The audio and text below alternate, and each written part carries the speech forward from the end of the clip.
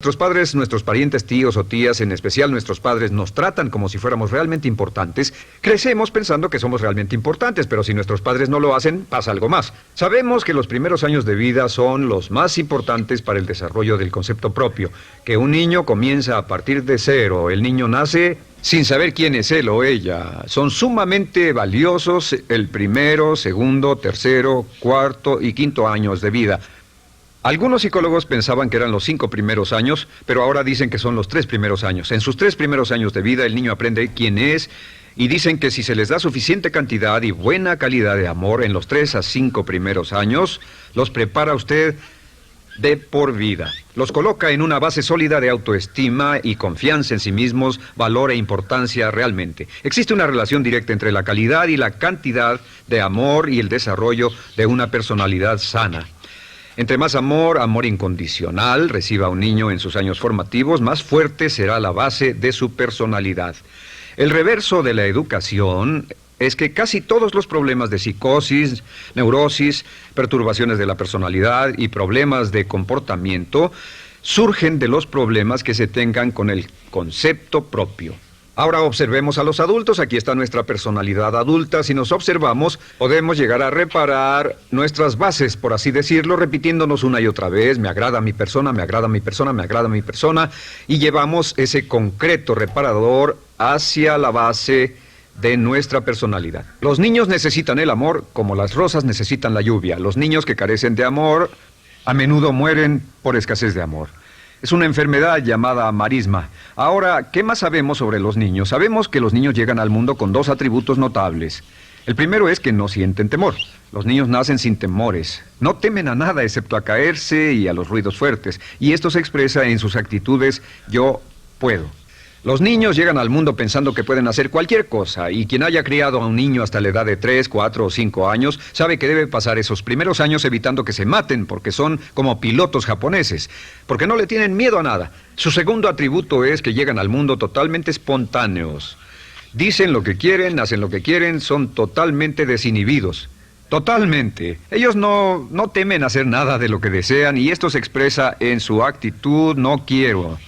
No tengo que hacerlo. Si ha tratado de controlar a un niño, lo habrá visto. Lo primero que dicen cuando comienza a darle órdenes, lo primero que aprenden es: no tengo que hacerlo. Claro, a veces cambiamos sus mentes de una u otra forma, pero estos son los 2 atributos con los que los niños llegan al mundo. Llegan al mundo sin temores y desinhibidos. ¿Qué significa esto? Significa que nuestro derecho innato natural es no ser temerosos y ser desinhibidos. Y solo cuando podemos crear la misma situación en nuestra vida adulta, cuando no tememos y somos desinhibidos, nos sentimos a gusto con nosotros mismos. Las mejores organizaciones, las mejores compañías son las que crean un ambiente donde nos sentimos sin temores y sin reservas para ser nosotros mismos y para hacer lo mejor de nosotros. Al crecer descubrimos que los niños aprenden de 2 maneras. La primera es por imitación. Imitan a uno o a ambos padres, en especial al padre dominante. Algunas veces el padre dominante cambiará cuando crezca el niño, y a veces los niños imitan al padre, a veces a la madre, pero aprenden por imitación. Muchas características y hábitos que tenemos como adultos los aprendimos de nuestros padres. ¿Alguna vez ha tenido la oportunidad, ha tenido la ocasión de gritarle o reñirle a uno de sus hijos? Verá que le dice las mismas cosas que le dijo su padre a usted cuando era niño. Así que imitamos. A veces imitamos su caminar, a veces su forma de hablar, a veces imitamos sus valores, sus creencias, etcétera, aunque esos valores y esas creencias no tengan ningún valor. ¿Por qué? Porque nuestros padres eran así cuando nosotros éramos niños. La segunda forma en que aprendemos es pasando de la incomodidad, lo que no se siente bien, hacia la comodidad. Freud llamó a esto el principio del placer. O sea que nos movemos hacia aquello que nos hace sentir cómodos, lo que nos da placer, lo que nos hace sentir bien con nosotros. Nos movemos de la incomodidad hacia la comodidad. Así es como aprendemos a no mojar el pañal, por ejemplo. Sabemos que no es agradable caminar con popó o pipí en nuestros pañales. Vemos lo que hacen nuestros padres, vemos lo que nuestros parientes hacen y decimos: estas personas no hacen lo que yo. Así aprendemos a caminar y lo demás. Así que de la incomodidad hacia la comodidad.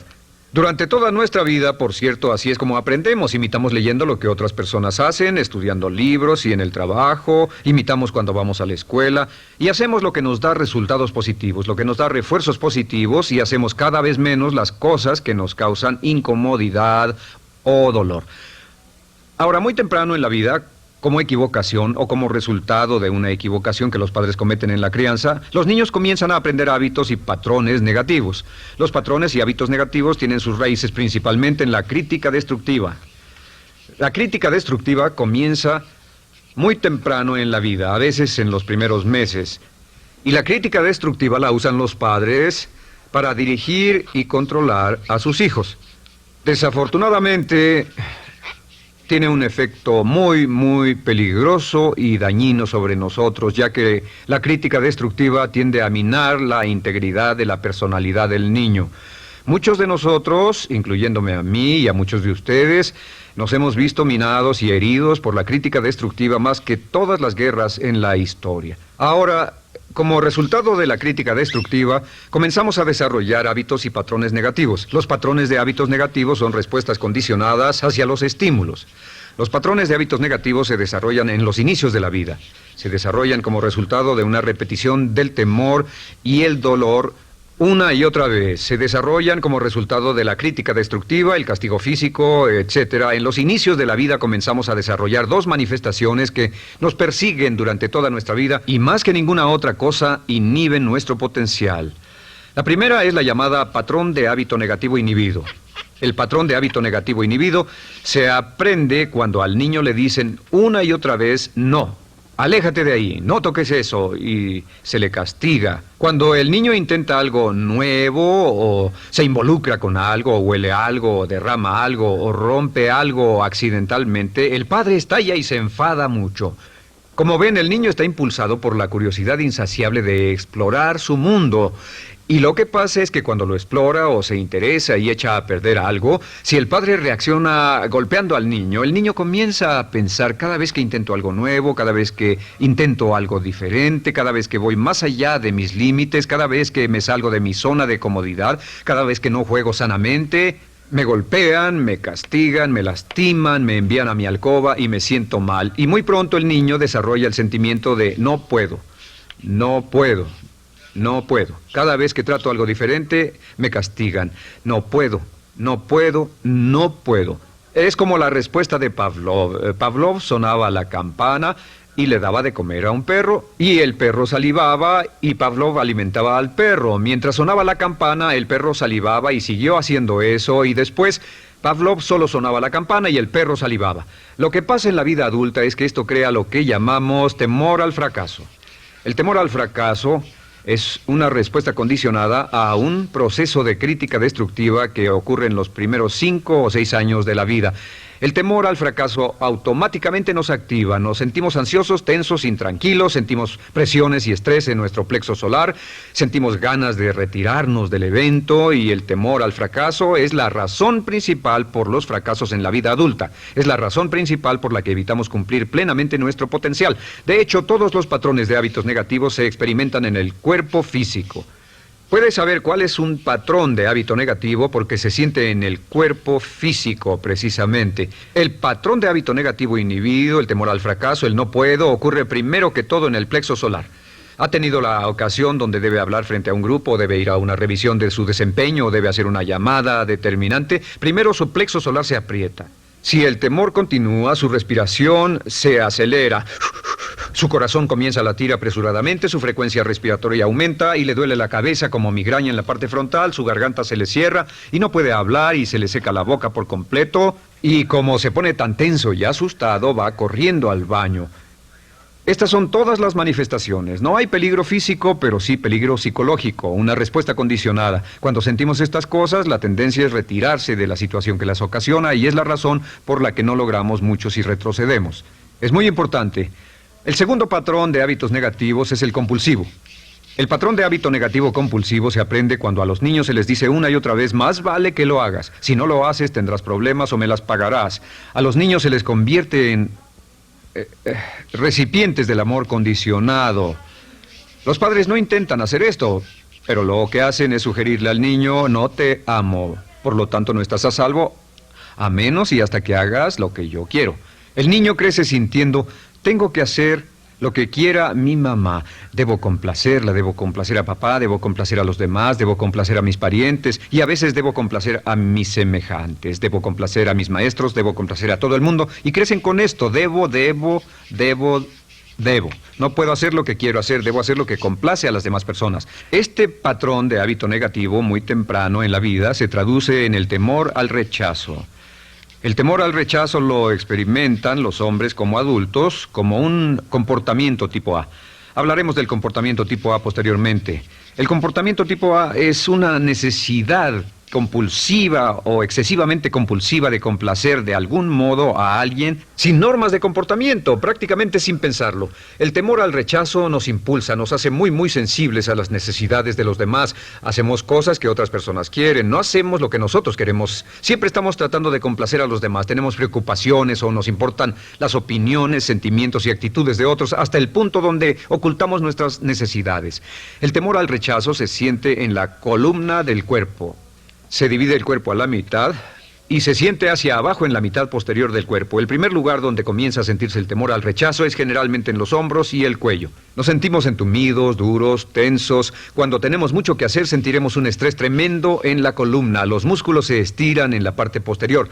A veces se manifestará como flebitis y venas varicosas y a menudo nos darán dolores de cabeza en la parte posterior de esta porque las arterias carótidas que llevan la sangre hasta la cabeza, los músculos a su alrededor se contraen y la cantidad de sangre que fluye hacia la cabeza fluye más lentamente y se siente un terrible dolor de cabeza en la parte posterior. Estos dos temores, los patrones de hábitos negativos compulsivos, el compulsivo y el inhibitorio, son resultado de la crítica destructiva, el gran destructor de la personalidad que nos persigue durante toda la vida. Y lo maravilloso de todo esto es que como son patrones de hábitos aprendidos, podemos olvidarlos. Podemos acabar con el temor al fracaso que nos detiene. Podemos acabar con el temor al rechazo que hace que hagamos cosas que complacen a los demás en vez de complacernos a nosotros, trabajando con nuestra propia autoestima. Porque existe una relación inversa entre la autoestima y el patrón de hábitos negativos. Porque entre más se agrade a sí mismo, menos teme al fracaso. Entre más se agrade a sí mismo, menos teme al rechazo. Entre más se agrade a sí mismo, menos temerá a cualquier cosa. Y si sigue repitiendo, me agrada mi persona, me agrada mi persona, me agrada mi persona una y otra vez, si sigue diciendo esto, con el tiempo su autoestima sube más y más y más y más y sus temores desde luego bajan. Cuando su autoestima sube, sus temores van en dirección opuesta. Ahora, ¿cómo enfrentar la crítica destructiva si debe criticar a otras personas?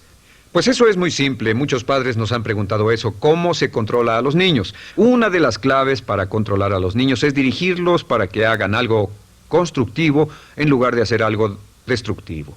Otra cosa que debe recordarse es que lo que quiere hacer es que quiere dar una crítica informativa, crítica constructiva, lo que significa que se les dice a los niños lo que pueden hacer o a los adultos lo que pueden hacer mejor.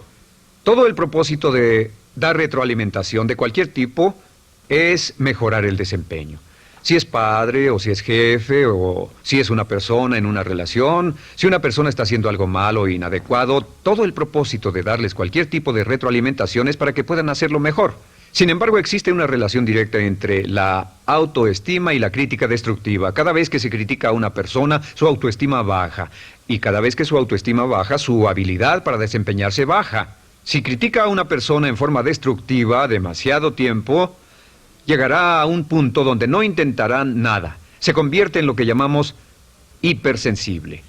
Un adulto hipersensible es aquel que no puede aceptar críticas de nadie. Un adulto hipersensible es una persona que está muy tensa, ansiosa, si siquiera sugiere que no está haciendo lo correcto. Si trata con un adulto hipersensible, la clave es sentarlo y recordar 4 cosas. Número 1, comenzar con alabanzas. Número 2, proteja la autoestima de la persona a toda costa. Número 3, discuta el desempeño y no a la persona. Hable del comportamiento más que de la persona. Y número 4 es enfocarse hacia el futuro en vez de en el pasado. Enfóquese hacia lo que va a hacerse en forma diferente en el futuro en vez de lo que pasó en el pasado. ¿Por qué? Una razón muy simple, porque una persona no puede controlar el pasado. Al no poder controlar el pasado, cualquier crítica de lo que han hecho en el pasado les da un estrés tremendo y frustración. Así que, en resumen, la clave del éxito en la vida es una actitud mental positiva. Una actitud mental positiva se basa en expectativas de éxito, de una serie de expectativas positivas. Esa serie de expectativas positivas se basa en sus creencias y en su concepto de sí mismo. El centro de su concepto propio que determina su eficacia en la vida es su autoestima, y su autoestima se mide por cuanto se valore a sí mismo. Las dos cosas que nos frenan más que nada son el temor al fracaso y el temor al rechazo. Y uno de nuestros secretos centrales de éxito es este: conviértase en un organismo generador de autoestima perpetua. Haga continuamente cosas para usted mismo, hacia sí mismo en su vida, que hagan que se agrade a sí mismo, que se ame, que se acepte, que se respete, que hagan que se sienta fantástico con usted mismo. Si es un jefe o un padre, no olvide que la clave para el máximo desempeño en su hogar y en su trabajo es hacer que las personas se sientan maravillosamente consigo mismas. Entre mejor se sienta consigo mismo y más se agrade, más probable será que logre que las personas a su alrededor lo quieran, lo acepten, lo respeten, se respeten.